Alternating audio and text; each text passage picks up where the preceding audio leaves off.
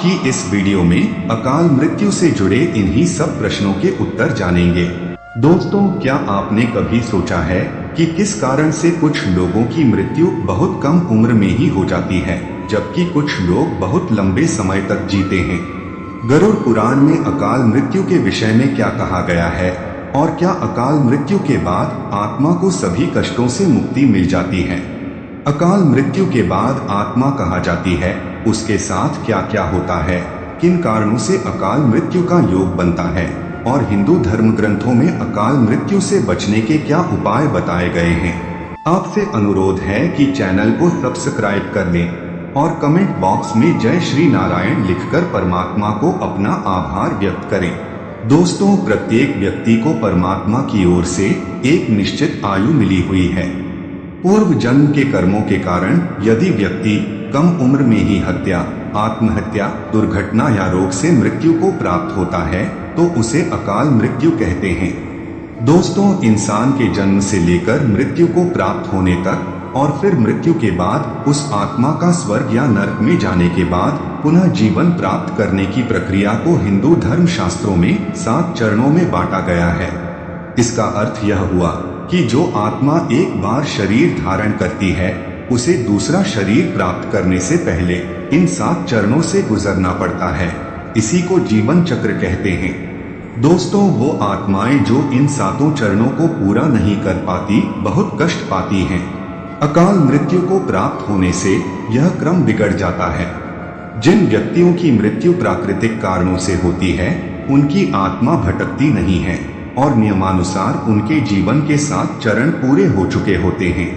लेकिन जिन लोगों की अकाल मृत्यु दुर्घटना, आत्महत्या या अन्य कारणों से होती है वो चक्र को पूरा नहीं कर पाते, जिस कारण उनकी आत्मा बीच में ही रह जाती है।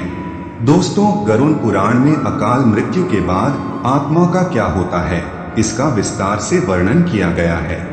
अकाल मृत्यु तो कई तरह से हो सकती है, परंतु क्या आपने कभी सोचा है कि आखिर जो लोग डिप्रेशन और तनाव के कारण अपने हाथों से ही अपने प्राण ले लेते हैं, क्या मरने के बाद उनको सुकून मिल पाता है? आत्महत्या को गरुड़ पुराण और अन्य धर्म शास्त्रों में निंदनीय माना गया है, क्योंकि धर्म शास्त्रों के अनुसार कई योनियों के बाद जाकर दुर्लभ मानव जीवन मिलता है। ऐसे में उसे व्यर्थ गवा देना मूर्खता और अपराध है। हिंदू वैदिक ग्रंथों में आत्मघाती मनुष्यों के बारे में इस श्लोक में स्पष्ट कहा गया है। असूर्या नाम ते लोका अंधेन तमसावृता तास्ते प्रेत्यानिभिगच्छन्ति ये के चात्महनो जना। अर्थात आत्महत्या करने वाले मनुष्य मृत्यु के बाद अज्ञान और अंधकार से परिपूर्ण सूर्य के प्रकाश से हीन असूर्य नामक लोक को जाते हैं।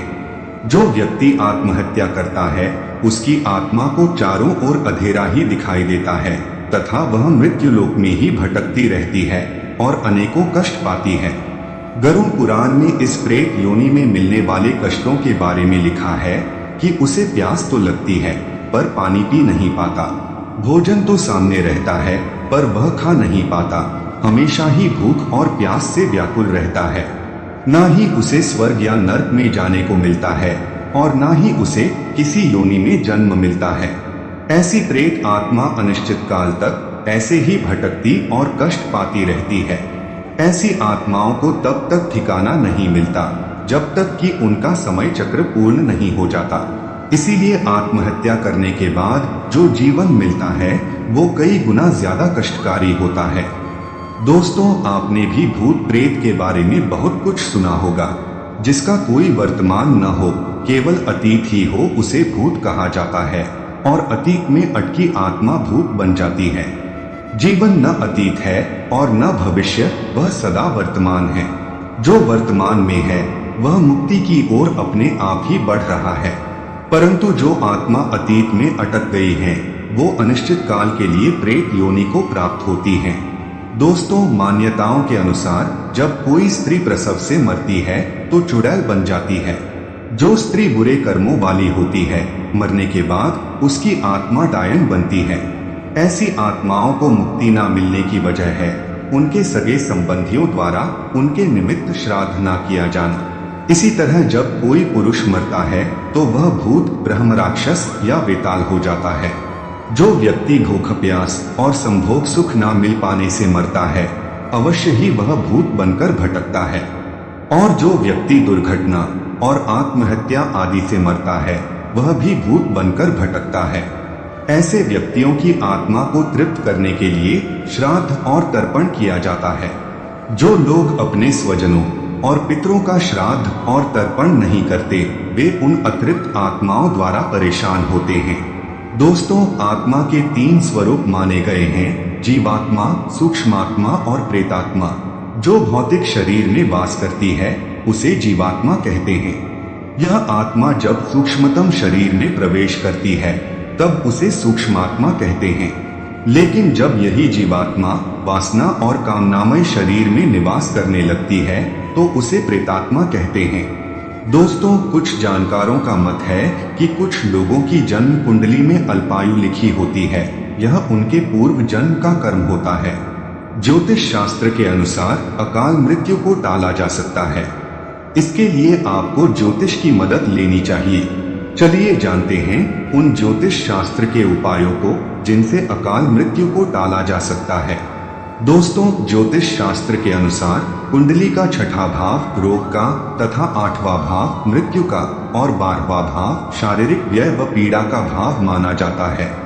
यदि किसी व्यक्ति की जन्म कुंडली के लग्न में मंगल हो और उस पर सूर्य या शनि की दृष्टि हो, तो उस व्यक्ति की मृत्यु किसी दुर्घटना में होने की आशंका अधिक रहती है। दोस्तों, अकाल मृत्यु से बचने का उपाय भी हमारे धार्मिक ग्रंथों में बताया गया है।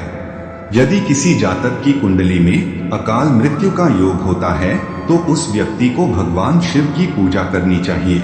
शिवजी की पूजा करने से अकाल मृत्यु से छुटकारा मिलता है।